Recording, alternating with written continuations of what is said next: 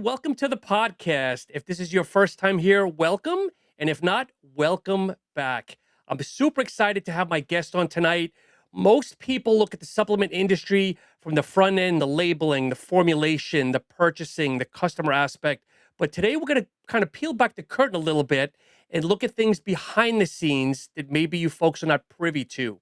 My guest today is a veteran of the industry, having worked for the Vitamin Shop in new product development, then on to Pfizer as a senior regulatory affairs manager for their supplement division, eventually moving on to Nutribolt, which some people know as Cellucor C4, as the VP of Regulatory and Government Affairs. And fast forward now, she is the founder and chief fun officer, love that, of Pump Gym Events. Please welcome Diana Morgan. Hey, Sean, thank you so much for having me. It's been an honor. I know I've been kind of planning this for a little bit, but I'm glad we're able to finally connect tonight.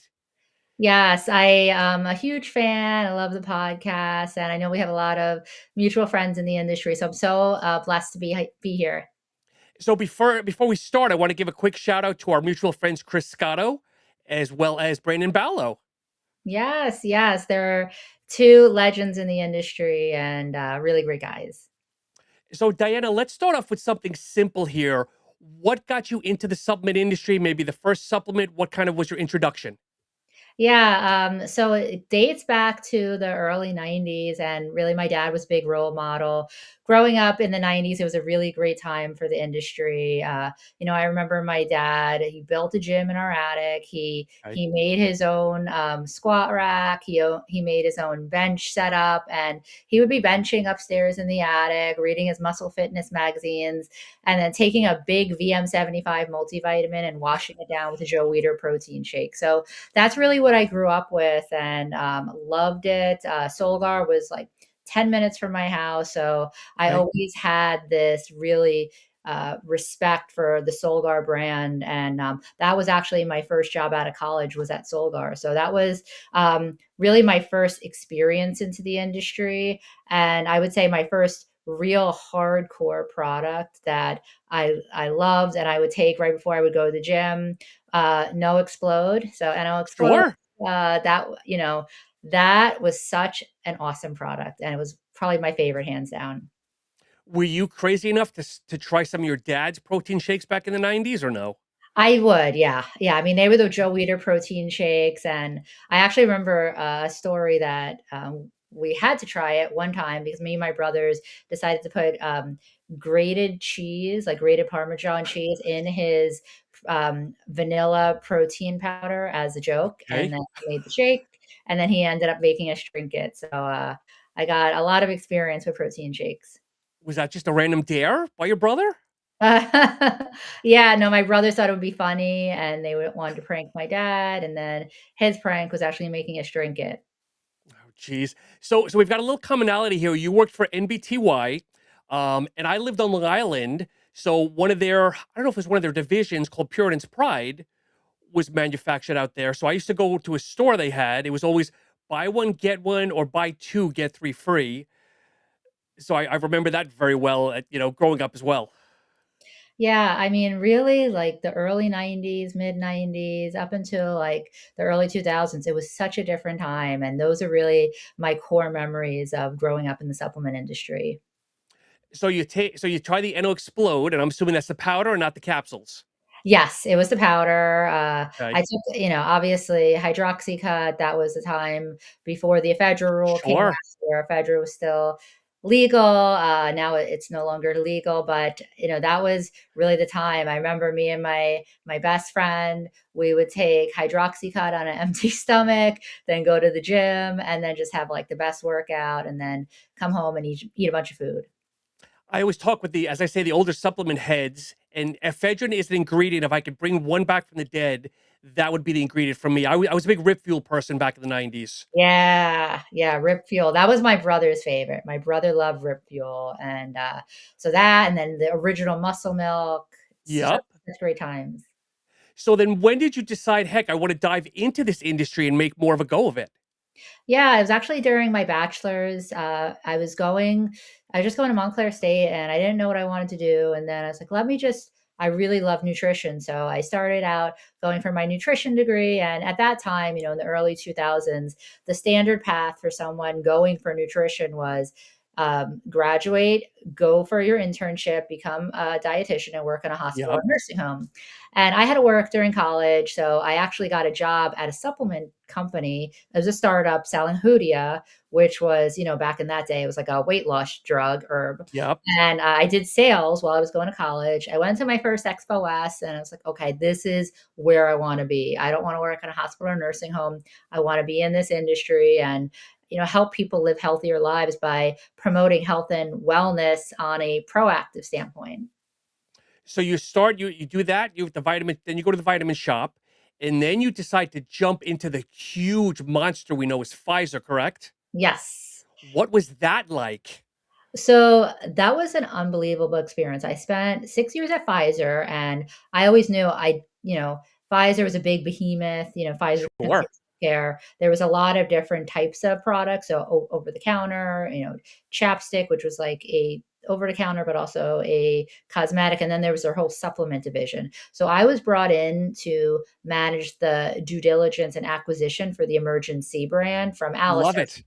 Yeah, Emergen-C is hands down such a great product, and they needed somebody to manage the regulatory framework for that product. So I was brought in, and I had an awesome boss. I always talk about her anytime I get on a podcast. Elizabeth Zafonte. She was my mentor in so many aspects of my life, but she was the one that really helped me understand the foundation of regulatory in dietary supplements. So I spent 6 years working for Pfizer, and it was it's a big company, so you have to understand the framework, and then you get into like all the businessy aspects. So while I understood the regulations, I also had a lot of other cool mentors there that I learned business, I learned innovation, I learned marketing, and it was really the beginning of this whole new world of getting to experience marketing and innovation. So it was a great experience. So I have to be honest, I'm in the pharmaceutical world as well, and I didn't know. I had to look before the podcast what supplements Pfizer had, and I didn't realize that they make Centrum and obviously the emergencies. Yes. Yeah, and, like I said, Emergen-C, it was a completely different product for Pfizer, Yes, and and you'll see in the different companies I went to small companies, mid-sized companies, and then startups. I really like the smaller companies where it's, more scrappy, more quick, fast-paced, innovative, and, you know, working on the Emergen-C brand was kind of like a middle ground between that. I got the experience, good quality experience of understanding the regs from Pfizer's standpoint, but then yep. the flexibility and the funness of an Emergen-C brand. So, Have you seen the new ones now that they have a sublingual like Pop Rocks? yes, yeah, I actually have. Hold on, That's game I give changer. these to my kids. I My give these son to my turned me on to kids. that. That's game changer. Yeah. I was just in the store, and I'll actually take these sometimes because it's, like you said, it's like Pop Rocks, 250 milligrams of vitamin C, and I Yep. don't really care about the sugar. It's, It's minimal. only it's 2 grams of sugar, but sometimes I'll even take those as a sugar source before I go to the gym, Oh, just nice. yeah, quick hit of sugar. So now, Diana, I'm sorry, Diane, at Pfizer and regulatory, were you doing the labeling, the compliance, like Ed Prom? What were you doing? Yeah, so, it was a regulatory strategy. So, looking at labels, formula cards, looking at specifications, claims, making sure that every single piece of social media posts or advertising or radio ads was compliant with FDA and FTC regulations to make sure that everything that we said was compliant. We're not making any disease claims and not importantly, not overpromising its benefits. Yes. That's as important as disease claims. So then you decide to jump over to Nutribolt from there? So actually, in between there and Nutrabolt, I worked for a really cool company called Care of, which Okay. I headed up scientific and regulatory. It was a startup, and they brought me in on the ground level. If you ever remember those vitamin packs that GNC came out with, these were personalized vitamin packs. So Okay. what it was a direct to consumer company. You go on their website, you answer several questions about, your diet, your lifestyle, your health goals, and then the algorithm in the back spits out your own personal recommendation on vitamins specifically for you. So each person would have their own vitamin pack. So your pack would be different than my pack, then would be different than Chris's pack or Okay. Brandon's pack. And what was so cool about that company is they had this operation that could churn out all of these different individual unique packs within minutes. Bayer Wow. ended up acquiring that company, and then they ended up using the operation for something different. But during that time, that's when I headed over to Nutribolt. Because I feel I see them sometimes, not maybe not them, but very maybe iterations of something similar. Yeah, so there's a company called Persona. I don't know if they're still Okay. around, but there's several different types of personalized nutrition companies that are out there right now. But from my knowledge, Care of was, if not the first, one of the first to come out with that unique technology. Interesting. And that's the way it is in this world is, the pharma world. It's someone has a great product and big pharma comes along and gobbles it up. I know. I know. And that's why I love startups, because they're still, at the ground up, and they still have the heart and the soul and, the quickness and the nimbleness. And that's really like my sweet spot, is being able to play in that area. And plus, I'm going to paraphrase a little bit. Coming from big pharma to a smaller company, like the big pharma handcuffs were probably off because you have a lot more maneuverability, less bureaucracy, politics, all that stuff. Absolutely. Absolutely. And the thing is, what I understand, and I do appreciate that when you have that big company, obviously they're going to have a bigger target on their back. So they, have to watch out for lawsuits and all of this. Whereas, when you go to a smaller company, you do have more of that freedom to, just really move quickly and do things that might be a little bit more risky, but Yep. as long, in my mind anyways, as long as the integrity is there with the smaller company, it's fair game. Yep. And then we go to Nutrabolt.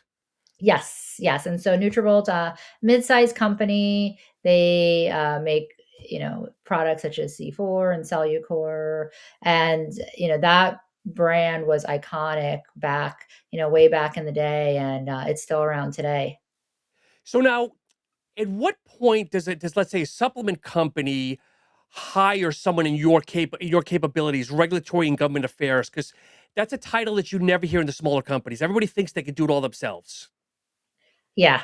And that's one of the reasons why I really want to, like you said in the beginning, peel back the curtain. That's, I love doing that, because I think a lot of companies, or even, the smaller companies, are like, oh, I take supplements. Why can't I make my own? There's so much that goes on behind the curtains that the average person doesn't know, from Yes. the you have FDA warning letters, but then you have FDA courtesy letters. Those aren't public. Then you have FTC, challenges. Those can be very public, but then you have the FTC letters that are private. There's a lot of stuff that goes on behind the scenes that may not necessarily be public, whether it's competitive challenges or lawsuits that can cost companies millions of dollars. So I always like to frame it is, the cost of hiring a regulatory compliance person will far outweigh the cost of getting sued or Yep. getting some sort of financial settlement from a challenge. If you're not comfortable answering this, please speak up. So when you went to Nutrabolt, did they already have somebody in that role that you backfilled, or did they finally see themselves, we need to get somebody now because we're so big? Yeah, no, I mean, they really had a regulatory department that was very well Okay. established, and, very, very buttoned up company. So it was something that it already existed. I expanded on the role of government affairs because that is a big passion of mine, is Okay. the lobbying, the public policy. And that's one area that, the trade associations do a really good job at. But from a industry perspective, we're the ones that are the knowledgeable ones. And I remember, one time I went on a Day on the Hill or Fly and Day with NPA, Natural Products Association. And I remember Dan Fabricant saying to me, we are the experts in the industry. And if we're not out there lobbying on the Hill, the opposite are. So you have Striped, which is an organization based out of Yale that's the behind all of the state-led initiatives on restricting muscle building and weight loss supplements, Okay. in mainstream. So this is really where the experts in the industry need to educate the legislators, because they know, all the legislators know a little bit about a lot of things, but we should be the experts that can educate them on the benefits of supplements, how they're regulated, and the safety of supplements. So when you have a company that really invests in safety and science and regulatory, the safety of their products will be there. Dana, talk to us a little bit about, we talked about it on our text group here, on our text here, that a lot of people think that the supplement industry is not regulated. You always hear the term, it's the Wild West. I mean, there is regulations, maybe not to the point of the actual drug market, like a Pfizer or an Amgen or Biogen, but maybe talk to us, like, where does the FDA step in on the supplement side of things? Yeah, so I love this question, and I anytime I talk to my family or friends that are not in the industry, I always explain to them, like, if supplement industry was not regulated, I wouldn't have had a job for over 20 years. True. So, it actually all begins way back in 1906 with the Pure Food and Drug Act, and this is President Roosevelt actually passed this law, and this was the very beginnings of regulation of dietary supplements. Then you have 1938, that's the Federal Food, Drug, and Cosmetic Act. That is really the act that every law and legislation after that amends. So you have 1994 DSHEA, which is the Dietary Supplement Health and Education Act, that actually amended the Federal Food, Drug, and Cosmetic Act for a lot of different things that either expanded or further clarified dietary supplement framework. There's several different laws, and I could just rattle them off, whether it's 2006, 2007, you have GMPs, where good manufacturing practices, that Yes. actually established good manufacturing practices for specifically for dietary supplements. Before that, dietary supplements would follow food GMPs. 2007, this was mandatory adverse event reporting. And this is where I always say this act that passed in 2007 also included over the counter drugs. So before Okay. this, and everybody says, drugs are regulated more than supplements. Well, before that law in 2007, OTC drugs didn't have mandatory adverse event reporting either, and they included it with dietary supplements. And then you just fast forward to today, we have, especially, the MAHA movement, there has been a lot of things that are happening to further regulate the dietary supplement industry, whether it's the GRAS laws that are Hmm. coming out, and GRAS means generally recognized as safe. This, GRAS regulations go all the way back to 1990 with NLEA, the Nutrition Labeling Education Act. That's when substances were first made GRAS or allowed to be put into foods.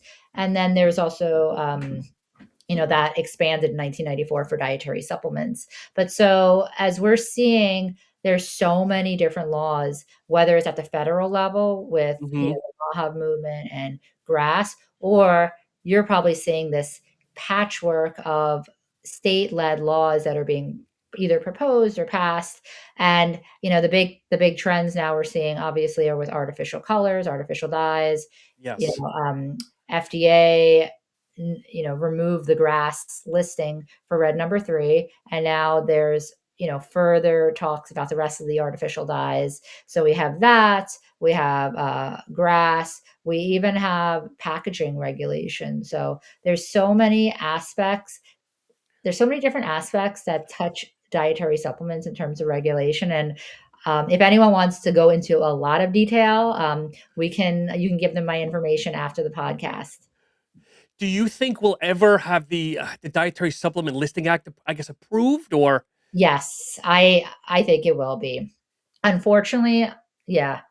I was gonna say, because I feel like I don't know how many years it's been trying to be passed, but you probably know more than I do. Yeah, so I remember, geez, back in during my Pfizer days, that was, in like 2012. 2013, where they had just started the talks, and this was starting at the trade association level, of having some sort of listing of dietary supplements. So basically, like a database that FDA would keep, and every single manufacturer of dietary supplements would have to list their product, kind of like what they do in Canada. So in Hmm. Canada, Health Canada is the equivalent of the FDA, and natural health products, which are the equivalent of dietary supplements, need to register their product, and they get a number when they register their product and it's approved by Health Canada. Then that Yep. number goes on the label. So originally, the thought way back in like 2013 was that, okay, it's just going to be a database. FDA is not going to have to approve anything. But then it's sort of morphed over the years, and this is almost, geez, it's like almost 15 years later Okay. that FDA has actually publicly stated at many press releases that this is in the budget. They are going to proceed with this mandatory listing. Industry has been pushing back and pushing back and pushing back. I would say in the next few years they probably will have some sort of framework for it. And Hmm. that's very unfortunate because the bad actors, and you know there are bad actors in every industry, and that's where I always say, like, just because there, you see a warning letter or you see something on the news like this product is tainted with sildenafil, I think the media really focuses on the bad actors. But if you go into the FDA's database on warning letters, you'll see warning letters for OTC drugs, Oh, you'll see sure. warning letters for pharma, right? Yep. You'll see warning letters for cosmetics. There's warning letters in every industry, and I think even with this mandatory listing that HHS and FDA wants to enact, those bad actors are going to forge their listing anyways. They'll probably forge a number just to get into retailers, because, a lot of big retailers like Amazon and Walmart, they're, taking compliance very seriously because they don't want, their reputation on the line for Yes. bringing in products that are not compliant. So, retailers like that are going to want to see all this documentation that you're compliant with federal and in some cases state regulations. Do you feel if we pass the act that there'll probably be a monetary figure involved, or do you think it's really just filling out paperwork?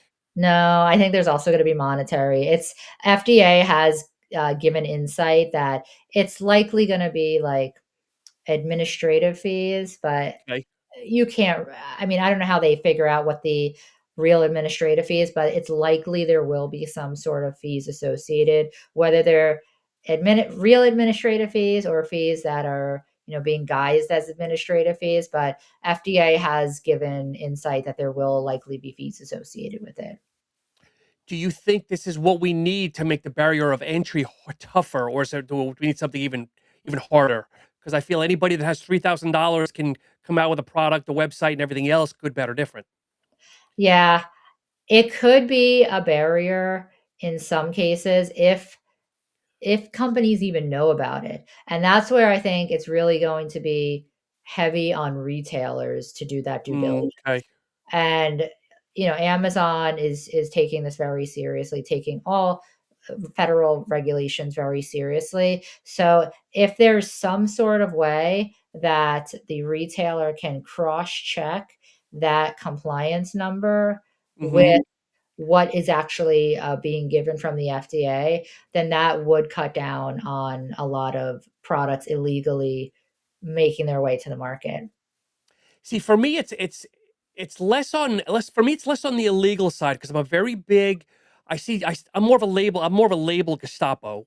Okay, because I see new companies coming out. They're not following the CFR label compliance. There's misspelling. All the gummies right now, all the macros are off. It's the Wild West on the gummy side, at least. Like I said earlier in text, I might get a little triggered here, but for me, it's okay. It's got 4 grams of carbs. No this, no that, but it's got 100 calories, or misspelling, little things like that. And I think if you're missing this, how do we know what's actually in the product? How can you sure that it's in the product? I completely agree with you. So one of, I'm sure, since you're in the industry, your friends and family probably ask you all the time, is this a good product? Is this a good product? Yes. One of the areas that I always say when always give advice on when you're looking at products. One of the things that I do is I look at their website. And if their website is blatantly non-compliant, then what's in their product is going to be non-compliant as well. Because if you have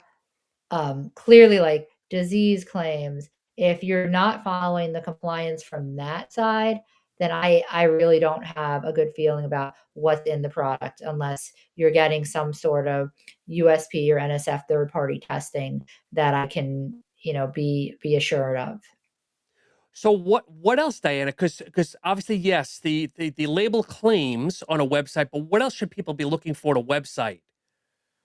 Yeah, if you one of the biggest areas, in addition to safety, that FDA is concerned with is overpromising or misleading consumers and preying on vulnerable consumers, whether it's weight Yep. loss or memory. So if something is claimed to be too good to be true, if you see only positive reviews, if it's clearly cherry picking, right, that they're making egregious performance claims. And when I say performance claims, I mean not that you're going to run faster. That's definitely a performance claim. But anytime you tie a certain time period, so lose 20 pounds in 5 days, I mean, clearly you're preying on Yes. consumers that are desperate to lose weight. When brands are comparing their products to like a GLP-1 drug, you're not going to get the same benefits. And this is where it drives me crazy because if I were to recommend products to my friends and family that I want to be truthful to them and I want to, not waste their money, not waste their time, if you see any products that are just too good to be true, they likely are Yep. overpromising. If you see any sort of like sense of urgency, like buy now or you're going to miss this offer, they're clearly urging you to not do your due diligence into the company. Hmm. One thing that I always look at is um, warning letters. And also, in addition to warning letters on the FDA's website, which is public, you can search by the name of the company when the company was audited by the FDA. So, as part of FSMA, the Food Safety and Modernization Act, there's a bunch of different sub laws in there. One of the requirements is that manufacturers of dietary supplements must register their facility with the FDA Hmm. and they must re-register every 2 years. And with that in place, the FDA is allowed to audit their facility every 2 years for GMP, for following GMPs. So you can see if you look up a manufacturer or brand, you can see when that company was audited by the FDA and if they got any citations. So if they have no violations, voluntary, and then there's 483s. So 483s are very bad. I was always under the impression, and correct me if I'm wrong, because you're in the industry. All the supplement companies always put GMP, manufactured in a GMP certified facility or GMP facility. I was always under the impression that GMP means that the company's following the regulations, but when you add the C, the certified, that the FDA has been in that facility. No, No? so it's actually the law was the little c means current and then good manufacturing practices. Okay. So the C doesn't mean certified. Ah, And that's okay. where I have seen brands and I think we might have talked about this before, but using certifications or logos on your label that don't really mean anything. And Hmm. one of like the biggest pet peeves, I'm very much about being transparent with consumers because we're consumers ourselves. I wouldn't want a brand to not be transparent with me and make up some logo that's just marketing fluff. And that's where I really do appreciate like an NSF or a USP because they have criteria. They have very strict criteria where they actually go into your manufacturing facility and they audit basically to FDA standards. But Okay. sometimes you will see brands that say GMP certified or compliant with GMPs. I don't know if I can necessarily confirm that unless I'm going into that facility or auditing them, or I look on the FDA's website and I see that the last time they were audited was in 2025 and they didn't have any violations. Okay. Since you used the word transparency, what are your thoughts on prop blends? So, I personally am not a fan of prop blends, Okay. and I know some people, I very much respect in the industry, have a different opinion on prop blends because it's more of like a from a scientific perspective, Mhm. there are, companies in China that will completely copy the prop blend. If that's I think there's two sides of the coin. I am very much about yes, I as a consumer, and I always put my consumer hat on and take my regulatory hat off. If I'm looking at this from a consumer lens, I've never seen the product before, and they have a prop blend. I'm like, what are they hiding? And Mhm. they're to the opposite end of the spectrum, right? Okay, maybe they're hiding from some company in China that's going to rip them off. But I want to know how much you have this herbal blend. Herbs are at specific dosages to give you the benefit. So I want to know how much ashwagandha. I don't want to see a prop line when you have like 10 milligrams of ashwagandha that's not going to do Yep. me any good just because this company wants to have it on the label for a health halo. So yeah. Yeah, I hear it more with the newer companies, and I always laugh because that's their escape of, well, I don't want anybody to steal my blend. And my retort to that is, you've got 10 followers, you just opened a week ago, you're not on anybody's radar. No one's gonna steal your prop blend.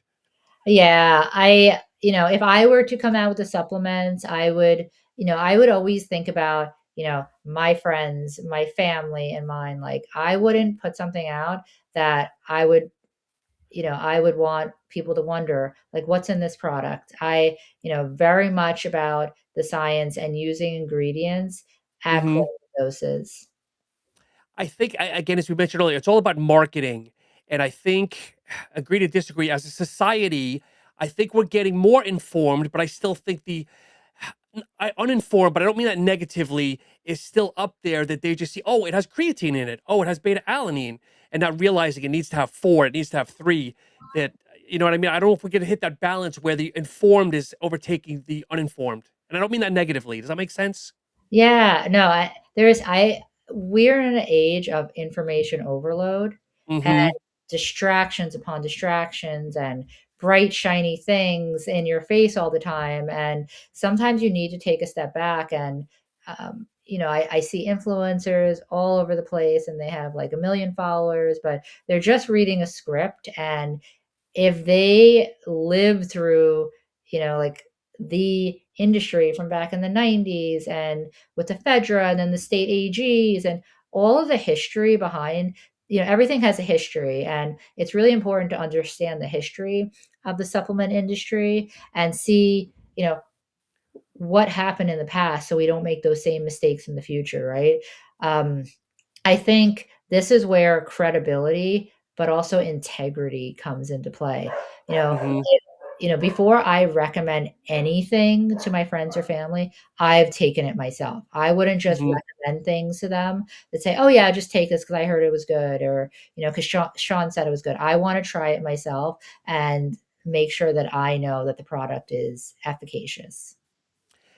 And so again, I don't want to go on the negative path, but I think people are also blinded sometimes by the reviews, because like on TikTok, there's Mhm. these magnesium blends that are, 7, 8, 10 deep, that are prop blends, and all these influencers saying, well, it's got over 10,000 5-star reviews.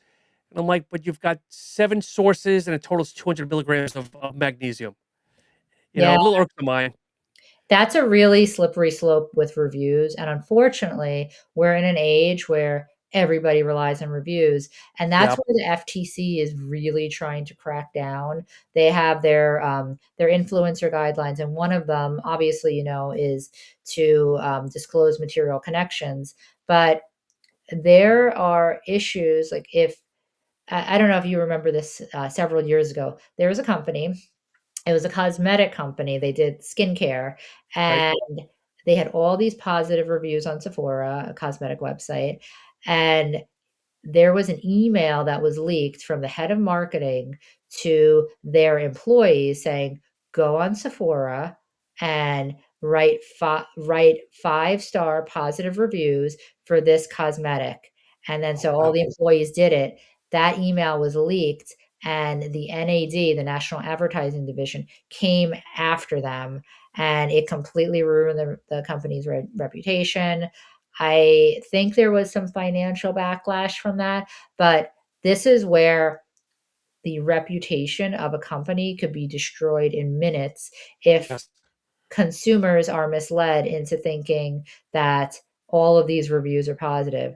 Even Amazon is trying to crack down on reviews. So Amazon had this thing where you can bundle reviews of like similar products. So they're starting to peel back on that. So if you have, say you had a supplement and then you reformulated it and it's materially different, meaning some of the actives are no longer in the product, you can't upload that product to Amazon anymore and carry over all the reviews of the old Oh, product. interesting.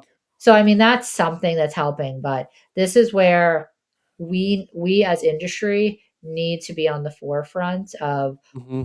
over overcoming, just the crazes and the viral nature of some of these products because they look pretty or they have an influencer that has, 5 million followers. What are your honest thoughts on gummies? The whole gummy trend right now. So I don't like gummies. Okay. I really don't, I mean, sometimes I would just take a gummy for sugar and I would just use it as, sugar before I go to the gym. But I I'm not a huge fan of gummies. I know others, others people can take gummies and, I think if the product is formulated right Hmm. and if there is quality control and that it is potent up until the expiration date, then, people, they take their gummies, but we're in a society where we wanna candy everything, and Hmm. I'm really of that mentality where just go back to basics, and this we need to stop making everything into a dessert. Yeah. US, I think US is so different than rest of world. Even like Europe, you formulate products for Europe, they don't want them as sweet as we have them in the US. Like we want everything so sweet and so Yes. much like dessert because we've been accustomed to just having, like, just that taste for it. So I'm very much of an old soul in that standpoint. Even my kids and, they don't take gummies and, especially, like, tweens right now, they all have braces. I don't know how they're gonna eat gummies. Good point. And So and everyone's selling simplicity, but is it really that much simpler to carry 3 gummies versus me? I have these little Tupperwares that have like an ounce. I'll put a powder in there and carry that with me. exactly, and, like, just from I'm not a dentist, but just from, a dental standpoint, it's really not that good to be eating gummies all the time, so That's it. I'm a very big like stats person. I'd be curious to see what kind of increase the dentists are seeing now and if there's any correlation to the uptick in gummies. yeah, I've been really trying to cut back on my sugar, and the less you have sweet stuff, the less you crave it. Like in the beginning, it's hard. In the Yep. beginning, it's very hard when you're cutting sugar back, but then you're starting to, just like with salt, right? Like if you used to salting everything and then you stop salting it so much, you don't have that taste for it anymore. Yep. What are the trends that you're following that you like nowadays? I know probiotics are very hot, but are there any trends that you're following that you see a lot of positivity on? Yeah, so I like, functional beverages. I Okay. think functional beverages can have a lot of different, use cases. So as long as they're flavored right and they're easily digested. I have a lot Okay. of, digestive issues, so I don't like to have things where I have to like my body has to digest so much. So beverages are really a way to quickly get even like adaptogens. Mhm. There's several companies that are making like adaptogens for like ashwagandha or rhodiola that those are probably my top list is functional beverages. Okay. And then I do like these. I do like these. Sure. Anything that is just gets into the system really quick that you can bypass that digestion of having to go through like a lot of work in your gut. So those are from the dosage form standpoint. From more of an ingredient standpoint, I hands down, let's see if I have it. Obviously, I have my standard staples, but rhodiola is such an underrated ingredient for Agreed. energy. And sometimes when I go on a caffeine fast, so sometimes I'll completely fast from caffeine and, just give my body a break. Rhodiola gives me that just nice energy, and I don't even need the Hmm.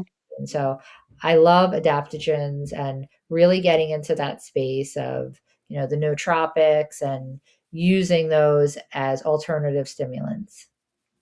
Are there any nootropics that you really like? So in addition, I obviously have the adaptogens like rhodiola and ashwagandha. So those are considered like adaptogens. Then if Hmm. I'm going more into the the mushroom space. There's a Okay. lot of different mushrooms that I like. You have the reishi. I do like reishi a lot, but any type of mushroom blend, that would be an area where, especially if the quality is there and the identity is there, that's one area Hmm. I would want to really make sure I have a brand that is doing the identity testing because mushrooms, like turkey tail is a big one that is adulterated. And when I say adulterated, it means there's it companies that if either knowingly or unknowingly might be getting a source of turkey tail mushroom or another mushroom that may not be the exact genus and species. So that's considered Hmm. adulterated. So ensuring that if you look in Herbs of Commerce or even look it up on the internet, making sure you have the two names, the genus and species, and that is what is the identity of the product. So you bring up mushrooms. I'm a big lion's mane guy. I put a little tiny dose in my morning black coffee, and I feel the black coffee kind of it because we know lion's mane is very bitter, very harsh, and I think Yes. black coffee kind of masks it very nicely. Gives you that little bit of like morning boost to get me going. Yes, yeah, and, I think functional coffee, that's gonna be another trend where as long as whatever is being put into the hot coffee can survive the heat, it's not broken down and Hmm. herbs are just so, they're just so hardy that you're not gonna really get anything broken down with herbs, it's more like vitamins and minerals or like probiotics, but any type of herbs, like an herbal coffee, those are gonna be really taking off. You mentioned functional sodas earlier. Are you a poppy person, like that type of stuff, or no? Yeah, sometimes, I'll drink Poppi. Okay. My kids, my daughter and all her friends, like, they love Poppi.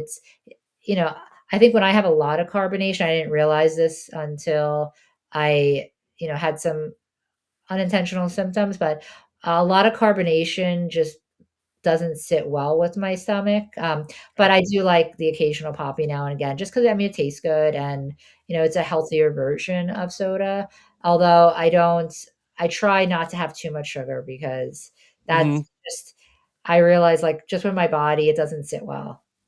I'm the same way. If I have too much carbonation, I get yeah, stomach gets a little uneasy. So let's fast forward as we wind down. Fast forward now. You're the founder and chief fun officer. Talk to us about that. What does that entail? Like, well, what is that?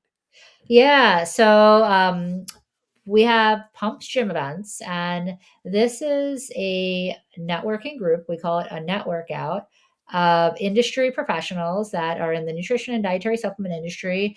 And we go around the country getting industry pros together for networking events at the gym. And it's a really great way for people to do business outside of the trade show floor.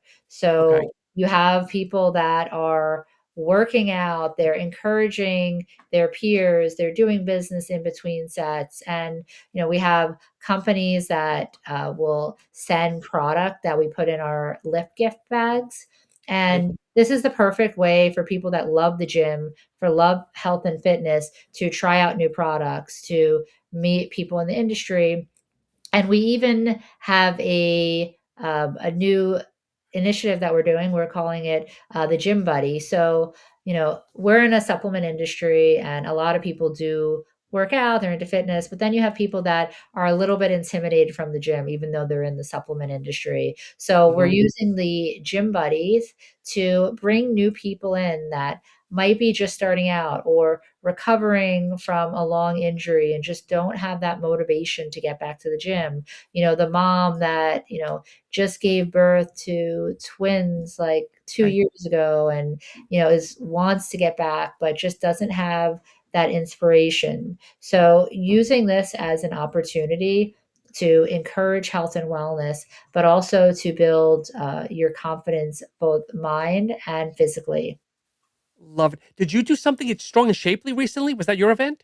Yes, yes. Okay. So I did an event at Strong and Shapely last year before Supply Okay. Side East, and we're doing an event next Tuesday at Strong and Shapely again in East Rutherford, and that's again with Supply Side East, or the new name is Supply Side Connect. And Paulie's a very good friend of mine. I was at his event that he did, which was Champions Day about a month ago at Strong and Shapely. But I've held pumped gym events at gyms such as Dragon's Lair in Las Oh, Vegas, wow. um, Fit Club, which is also in Las Vegas, Gold's Gym in California. So we're all over the place. And, where there's a trade show for the nutrition and dietary supplement industry, we'll be there. Love it. Is there a website for that that people can see where the Yes. events are, or Yeah. okay. So it's just www.pumps-events.com. And when is the next one, or what's the next big event you guys are planning? We're doing next Tuesday for Supply Side East, Supply Side Connect, Okay. New Jersey, and then after that, the next few we're going to be doing are at IFT, which is in July, and that will be in Chicago, and then also the ISSN conference, which is in Fort Lauderdale in June. So those are some of the ones we have coming up, and we're going to just be traveling all over the country. Love it, love it. Especially the fact of, like you mentioned earlier, that the mom that just delivered, or someone that's coming off an event that needs to kind of get back out there and needs the confidence or the support. I think that's great. Yeah, and, I remember being there. I grew up though, in a fitness-minded lifestyle. Then after my 2nd child, it's really hard to get back, you have little kids running around. It's really hard to sometimes get back to where you used to be, like even after an injury. I remember tearing my ACL, and, it's just taking that first step, and Yes. sometimes you just need someone to be there to hold your hand to take that first step. Diana, it's truly been a pleasure. Is there anything else that maybe we haven't covered during this conversation that maybe you want to make people aware, or Yeah. So in addition to the pumps events, we're also doing a lot of different things with the trade associations. I'll be speaking the American Herbal Products Association, APA. I'll be speaking at their workshop at the end of the month, all about wow. claim substantiation, specific to sports nutrition and performance claims. So if anyone's interested in attending the virtual workshop, it'll be a 2-day workshop, and I'm sharing the virtual stage with some really awesome speakers. So if anyone's interested in that, I'd be happy to hook them up with APA. Perfect. Then again, it's truly been a pleasure. Where can people learn about you, social media, anything else as we wind down? Yeah, definitely. Feel free to check out our Instagram page. We have Pumps Events Instagram page, also the website, and then also follow me on LinkedIn. I post a lot of stuff about the industry, about regulation, and sometimes just motivational, uplifting posts that we all struggle with things from time to time, and just giving each other grace and being patient with one another. I love it. And for all the listeners, thank you so much as always for supporting the brand. If you have any questions for Diana, reach out to her. If you want to get more granular, maybe a future podcast, let us know. But as always, thank you so much, and do the typical like, subscribe, and follow, and have a great week. Thank you so much.